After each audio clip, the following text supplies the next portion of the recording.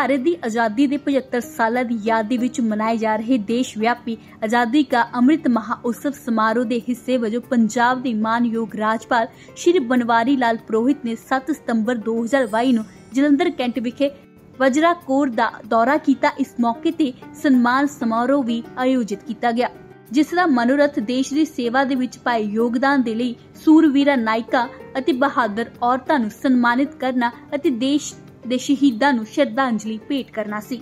Vajra core ਦੇ general officer commanding lieutenant general Davinder Sharma ਨੇ ਰਾਸ਼ਟਰੀ ਸੁਰੱਖਿਆ ਪ੍ਰਤੀ ਵਜਰਾ ਕੋਰ ਦੀ ਵਚਨਬੱਧਤਾ ਨੂੰ ਹੋਰ ਮਜ਼ਬੂਤ ਕਰਦੇ ਹੋਏ ਸਾਬਕਾ ਸੈਨਿਕਾਂ ਦੇ ਅਥਾਹ ਯੋਗਦਾਨ ਅਤੇ ਬਹਾਦਰ ਨਾਇਕਾਂ ਦੀ ਕੁਰਬਾਨੀਆਂ ਤੇ ਚਾਨਣਾ ਪਾਇਆ। मैं बहुत ही ये महत्वपूर्ण कार्यक्रम में लेफ्टिनेंट जनरल शर्मा साहब का निमंत्रण पर मैं आया। कार्यक्रम के बारे में कहूँ, बहुत कार्यक्रम हम अटेंड करते हैं, परंतु आज का जो कार्यक्रम अभी अटेंड किया है हमने, बहुत ही डिग्निफाइड एक कार्यक्रम का आयोजन हुआ है। डिग्निफाइड एक तो आयोजन कह सकते हैं, आर्मी तो ऑलवेज डिसिप्लिन तो मैक्सिमम है, अटमोस्ट डिसिप्लिन है आर्मी में, इसलिए डिग्निफाइड होना ही है। परंतु ये कार्यक्रम अपने में अलग ही है। उन वीरांगनाओं का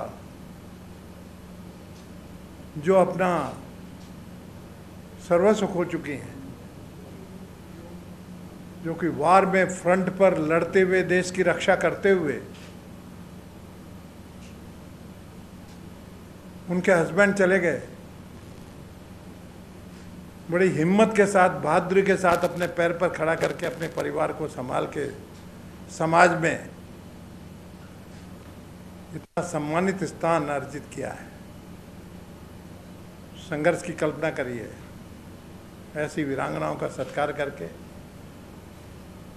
हम अपने आप को गौरवान्वित अनुभव करते हैं। हमारे लिए गौरव की बात है। आर्म फोर्स की हिस्ट्री कई बार हो चुके हैं। उनमें जिन्होंने संघर्ष किया, संग्राम किया, अति वीरता का परिचय करके सम्मान हासिल किया, वो लोगों का भी सम्मान हुआ। एक्स सर्विसमैन गौरवशाली इतिहास के साथ में आज भी जूझ रहे हैं, उनका सम्मान हुआ। ये कार्यक्रम ने बहुत बड़ा, इस कार्यक्रम के माध्यम से मैसेज समाज में जाता है,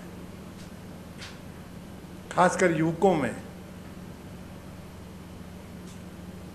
आर्म फोर्स से बढ़िया द बेस्ट कैरियर।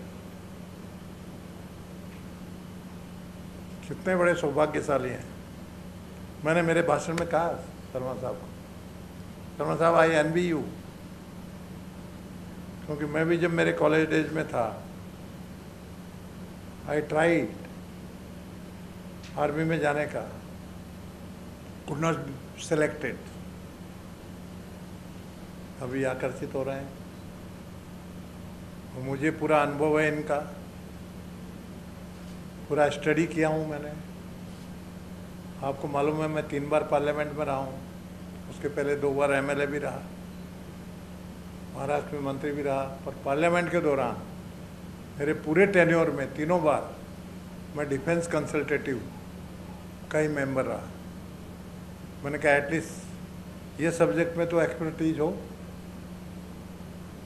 डिफेंस में पूरा घुमाऊँ, कश्मीर से कन्याकुमारी तक पूरी बॉर्डर्स पे, जो सियाचिन के बेस कैंप में जाके वहाँ पर भी हम बहादुरों से मिले हैं, सिपाहियों से मिले। और आर्मी को मैंने देखा है टोटल डेडिकेशन, टोटल सेक्रीफाइस। आज भी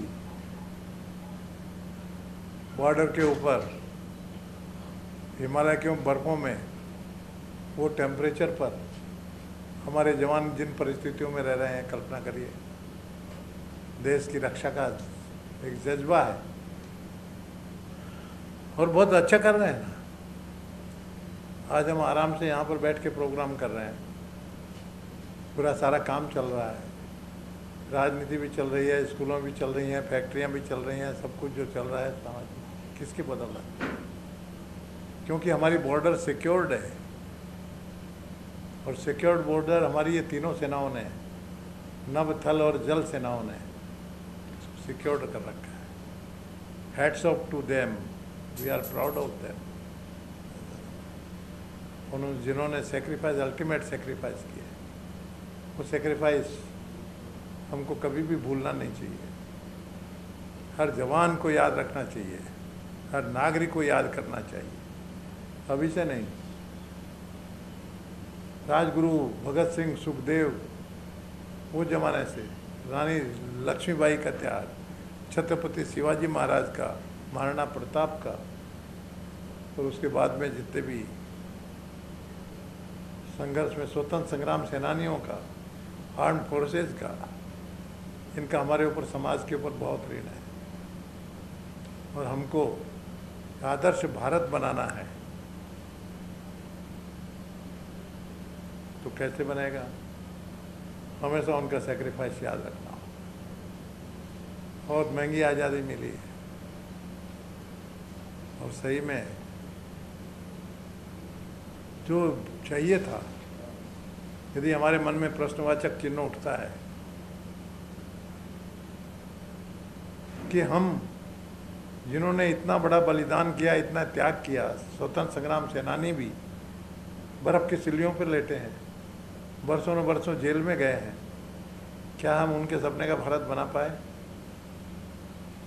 प्रश्न उठता है। हमको उत्तर मिलेगा कि उनके सपने का तो अभी तक बनाने में बहुत समय लग रहा है। क्यों?